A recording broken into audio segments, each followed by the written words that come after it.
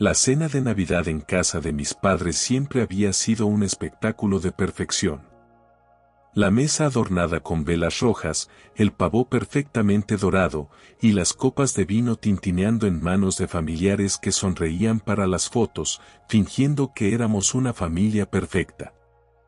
Pero aquella noche, esa ilusión se rompió. Estaba sirviéndome una porción de ensalada cuando mi madre, Rosa, se aclaró la garganta. Sacó un pequeño llavero plateado y lo levantó, dejándolo brillar bajo la luz del candelabro. Este es para nuestro hijo con un futuro brillante por delante, dijo con una sonrisa, girando la mirada hacia mi hermano Iván, que levantó la cabeza, sorprendido. Clara, mi hermana, ya sonreía con suficiencia, y mi padre, Julián, simplemente rellenó su copa de vino, fingiendo que estudiaba la etiqueta de la botella. Todos los ojos se posaron en mí, como si esperaran mi reacción. Rosa deslizó las llaves hasta Iván, que las atrapó torpemente. Un coche nuevo. Un Seat León, brillante, y todo porque él era el orgullo de la familia. Tú, Andrés, continuó mi madre, su tono cambiando a uno frío y afilado, este año no tienes asiento en la mesa. No después de negarte a ayudar a tu hermano. Sentí un nudo en el estómago, pero mantuve la calma. No necesitaba preguntar qué quería decir. Hace unos meses, mis padres me habían pedido que pagara la deuda de estudios de Iván en la Universidad de Salamanca. 60.000 euros. Porque yo tenía un trabajo estable, había pagado mis propias deudas y hasta había comprado mi primera casa. Cuando les dije que no podía ni quería cargar con esa responsabilidad, todo cambió. El silencio se hizo espeso. Clara se reclinó en su silla, disfrutando del espectáculo, mientras mi madre me observaba con esa mirada crítica que siempre usaba para hacerme sentir menos. Mi padre se centró en su plato, moviendo el vino en su copa, ignorando la tensión que llenaba la habitación. Iván se veía incómodo, su rostro sonrojado. Sabía que no era culpa suya, pero eso no cambiaba nada. Mi madre seguía mirándome, esperando que me disculpara, que cediera. En lugar de eso, simplemente dejé el tenedor, me levanté y miré a Iván. No te preocupes, le dije con una pequeña sonrisa. No es tu culpa. Luego, sin decir una palabra más, me giré y salí de la casa. La fría brisa de diciembre me golpeó el rostro, y el sonido de las risas y murmullos quedó ahogado al cerrarse la puerta. Caminé hasta mi coche, respirando hondo, sintiendo cómo la ira se mezclaba con una profunda decepción. Esta vez no iba a ser su títere. Esta vez, ellos aprenderían lo que significa subestimar a alguien. Esa noche apenas dormí. El frío de diciembre se colaba por las ventanas de mi pequeño apartamento, pero el verdadero frío estaba dentro de mí. Recordaba cada detalle de aquella cena. El brillo de las llaves, la sonrisa orgullosa de mi madre, y sobre todo, sus palabras cortantes, no tienes asiento en la mesa.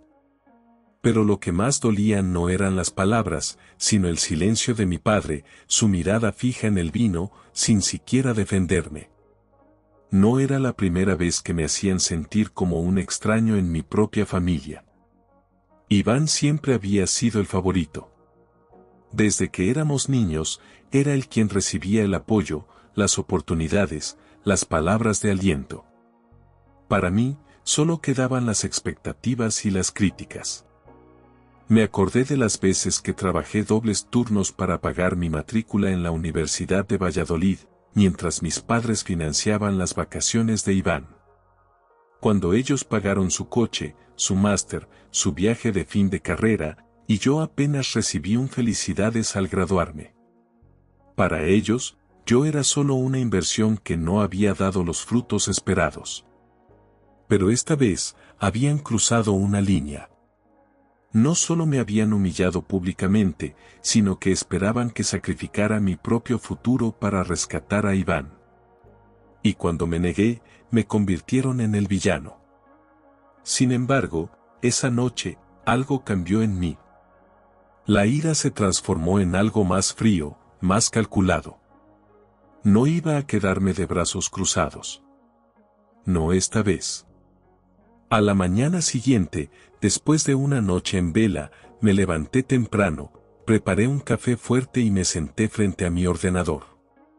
Tenía algo que ellos habían olvidado, una pequeña parte del negocio familiar, un 20% de las acciones de la empresa de mi padre, un favor que mi abuelo me había hecho antes de morir, asegurando que siempre tuviera algo propio. Siempre había dejado que ellos manejaran todo, confiando en que algún día me valorarían. Pero ese día nunca llegó. Y ahora era mi turno de hacer algo al respecto.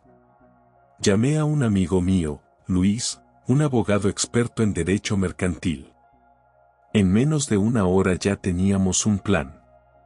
Lo primero era bloquear las cuentas conjuntas que mi madre y mi padre usaban para los gastos del negocio.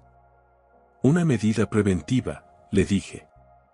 Luis entendió de inmediato. Si tienes el poder legal, úsalo. Y eso hice. Luego contacté al banco y solicité un cambio en las autorizaciones de las cuentas. Sin mi firma, no podrían hacer transferencias. También notifiqué al seguro del coche nuevo de Iván, que estaba a nombre de mi padre, pero figuraba en mi póliza. La misma póliza que acababa de cancelar. El siguiente paso fue llamar a mi abuelo materno, que siempre había sido un apoyo silencioso. Le expliqué lo ocurrido, y él solo suspiró. Sabía que esto pasaría tarde o temprano, Andrés. Nunca han sabido valorar lo que tienen. Me prometió hablar con algunos familiares y dejar claro de qué lado estaba. Cuando colgué, sentí algo que hacía mucho no sentía, control. Por primera vez, no era el hijo ignorado, el hermano olvidado. Esta vez, yo tenía las cartas. En la tarde, cuando mi madre intentó usar su tarjeta y fue rechazada, el caos comenzó. Mi teléfono empezó a sonar, primero mi madre, luego mi padre. Ignoré cada llamada. Sabía que estaban desesperados, pero también sabía que no admitirían su error. Para ellos, siempre sería yo el problema. Por primera vez en años, sonreí. Esto era solo el comienzo. Al día siguiente, el teléfono no dejaba de sonar.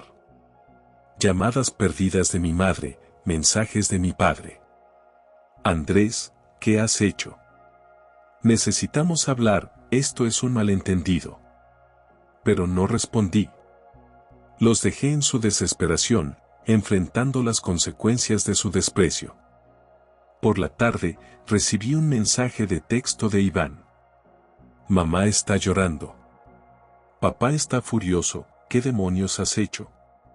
Sonreí, pero no respondí. Sabía que ellos estaban empezando a sentir lo que yo había sentido durante años, impotencia. La noche cayó y, mientras me preparaba un café, el timbre de mi puerta sonó. Miré por la mirilla y vi a Iván, de pie en el pasillo, su rostro pálido y su mirada inquieta. Abrí la puerta lentamente, cruzando los brazos, sin decir nada. Andrés, ¿podemos hablar? Dijo, intentando mantener la calma. Ya estás hablando. Respondí, sin invitarlo a entrar. Mamá y papá están desesperados. Las cuentas están bloqueadas, el seguro del coche no funciona, y dicen que es por tu culpa. Su voz temblaba entre la rabia y el miedo. ¿Por mi culpa? Repetí, dejando escapar una risa amarga. No, Iván, esto es consecuencia de sus propias decisiones. Decidieron humillarme delante de toda la familia. Decidieron que yo era solo su cajero automático. Ahora, están descubriendo que ya no lo soy. Pero, es nuestra familia, Andrés. Intentó razonar, su tono ahora implorante. ¿Familia? Me acerqué, mirándolo fijamente. Como cuando me dijeron que no tenía asiento en la mesa. Como cuando decidieron que mi éxito era solo una extensión del tuyo. Mis palabras eran afiladas, cada una como una puñalada. No, Iván. No es mi familia, es tu familia. Yo solo era el respaldo. Hasta hoy. Iván dio un paso hacia mí, alzando las manos como si quisiera calmarme. Ellos están desesperados. Mamá no deja de llorar, y papá, nunca lo había visto así. Tragó saliva. Están hablando de vender la casa de los abuelos para pagar las deudas. ¿La casa de los abuelos? Mis puños se cerraron. La misma que juraron que me pertenecería algún día. ¿Eso también es parte de tu familia? No lo permitirán, si les ayudas, intentó acercarse, pero retrocedí. ¿Ayudarles? Reí, pero era una risa hueca. Como cuando me humillaron delante de todos. Como cuando me trataron como un extraño en mi propia familia. No, Iván. Ellos eligieron este camino. Iván bajó la mirada, sus hombros caídos, como un niño regañado. Pero yo no tenía espacio para la compasión. ¿Sabes cuál es el problema? Continué, mi voz ahora más fría. Que siempre pensé que, en el fondo, tenías algo de dignidad. Pero estás aquí, no para ayudarme, sino para salvarlos. Para seguir siendo el hijo perfecto. Eso no es cierto. Gritó, su rostro ahora teñido de desesperación. Solo quiero que todo vuelva a ser como antes. Antes, cuando yo era el idiota que pagaba las cuentas, ¿verdad? Dije, cruzando los brazos. No, Iván. Ya no. Mi teléfono vibró nuevamente. Era mamá. Ignoré la llamada. ¿Vas a seguir ignorándolos? Preguntó Iván, ahora con una mezcla de rabia y súplica. Sí. Porque por primera vez en mi vida, he decidido elegirme a mí. No a ellos. No a ti. Esto no puede terminar así, Andrés, susurró, su voz quebrándose. Eso depende de ellos. Le señalé la puerta. Puedes irte. Iván se quedó allí, inmóvil por un segundo, antes de dar media vuelta y salir, cerrando la puerta con un suave clic.